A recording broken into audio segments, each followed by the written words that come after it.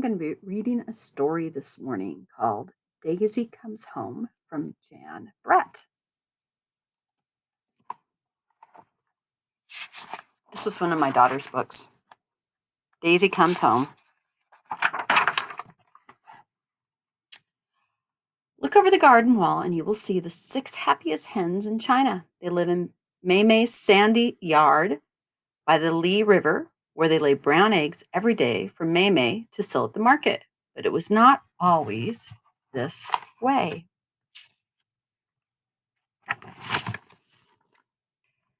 Once upon a time, the smallest hen, the one Mei Mei called Daisy, was picked on by all the others. This is so hard to imagine because Mei Mei was known far and wide for her happy hens. She gave them treats. She put fresh hay on their nests. She gave them baths when they fell in black mud. And when she called goo, goo, goo, all the hens would run to her as fast as their legs could carry them. Even Mei Mei's egg baskets were painted with big red characters that read happy hens. And she tried to make it so. But every night when it was time to roost in the henhouse, the other hens picked on Daisy. They fluffed up their feathers and crowded her off the perch. They jostled her until Peck, one of the others, pushed and thumped her off, and she fell. Then the hens tucked their heads into the feathers and went to sleep while poor little Daisy was stuck below on the damp mud floor, shivering and cold until morning. One day, it rained all day and the hens stayed inside. When it got dark, they flew up to the perch, except for Daisy. She had enough of pushy hens and cold, damp floor. She went outside to find a place to spend the night. Down on the river bank, she spied one of the market baskets. She snuggled in, fluffed up her feathers to stay warm. Daisy was sleeping and didn't see the river creeping up the bank from all the rain. When the water reached her happy hen's basket, she didn't feel it float out on to the river.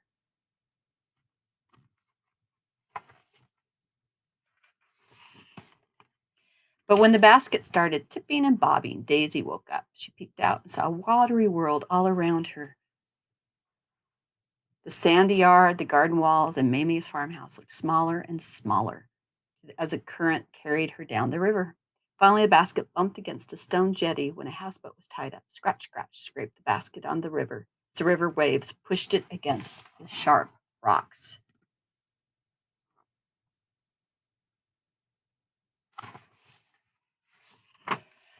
A dog was sitting up on the deck of the houseboat when he saw the plump hen bobbing in the basket. He barked and scrambled towards her. Daisy squawked and pecked and beat the air with her wings. It was enough to tip the basket off the rocks, and she floated away just in time.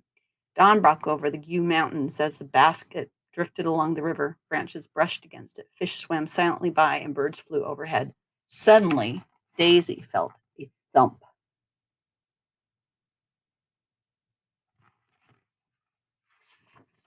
Daisy looked up and saw big horns and a pair of surprised eyes looking down at her. The basket had drifted into the legs of a great big water buffalo taking a morning drink.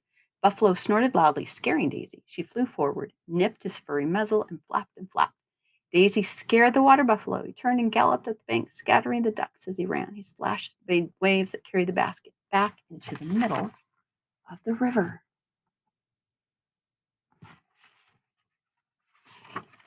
Daisy traveled along all day until her basket was hooked up by the roots of a banyan tree where a troop of red-tailed monkeys lived. The curious monkeys eyed Daisy and climbed down for a closer look.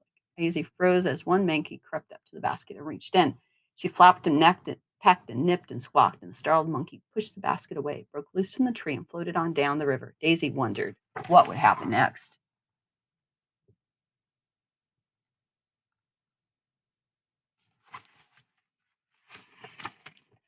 Up ahead, Daisy saw a fisherman with cormorants diving all on his bamboo boat. They were catching fish and taking them to him for a reward. The fisherman felt a soft thump. Thinking it was a cormorant, he reached back to grab, and surprised to see he was holding a hen instead of a cormorant. Finders keepers, he exclaimed. Little fish, big fish, silverfish, whitefish. That's what I sell at the market.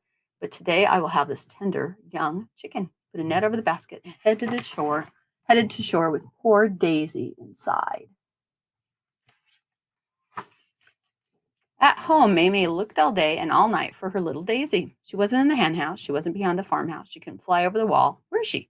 Mamie wondered, worried all the time about what happened to Daisy. Finally, she knew what she had to go to the market. With a sad feeling, she packed her eggs in the baskets and started on her way. As the basket swung back and forth, the red characters on the sides of her baskets made the Mamie feel sadder and sadder. Happy hen, she said. What about my Daisy? Where can she be? I'm not sure where she could be. At the market, Mamie found a place and arranged the eggs in clean, sweet smelling straw. All morning shoppers bought her fresh brown eggs, but she couldn't stop thinking about her little lost hen. Mamie heard a voice calling to her. It was her friend Zhang yelling from the back of a bike cart. "A fisherman has a happy hens basket," he shouted. "What?" she called, not understanding what he was saying. "Happy hens basket," he repeated. "You better hurry because he's showing off what's inside." "Oh, Daisy," Mamie cried. Mamie raced to where the fish was sold. There was Daisy, beautiful and plump, in her basket, surrounded by a crowd all wanting to buy her. "That's my hen," she said to the fisherman, but his face was like stone. She panted to the red characters in the basket. "Happy hen," she said. The fisherman crossed his arms. "Finder, keepers," he growled. Mamie was about to leave, but her eyes rested on those characters. Happy hens. All she could think about was Daisy and a cookie pouch. She squeezed her eyes shut and clenched her fist. She had to do something. "Goo, she called at the top of her voice. And when Daisy heard that call, she answered in the way she did every day of her life. She rose up, threw herself against the basket, tipping it over. She ran towards her friend Mamie as fast as her legs could go. Daisy flew onto Mamie's shoulder, and off they went, running back to get Mamie's basket and go home. The fisherman ran after them, furious. "Stop," he yelled as Mamie. "That's my hen. Finders keepers," Mamie called over her shoulders. And with Daisy clinging to her, she ran and didn't stop until they were safely home.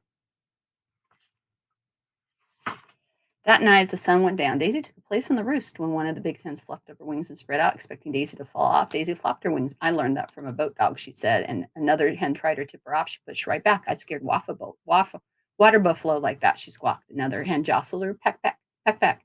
Daisy kept her place on the perch, beat the air with her wings, and she remembered the monkey and she perched and flapped all over again. That was when the hens gave Daisy a place of her own. The lap lap of the river made a peaceful nighttime song. No bumping, no jostling, no fussing, just six happy hens, their heads tucked in their feathers, high and warm and safe. The end.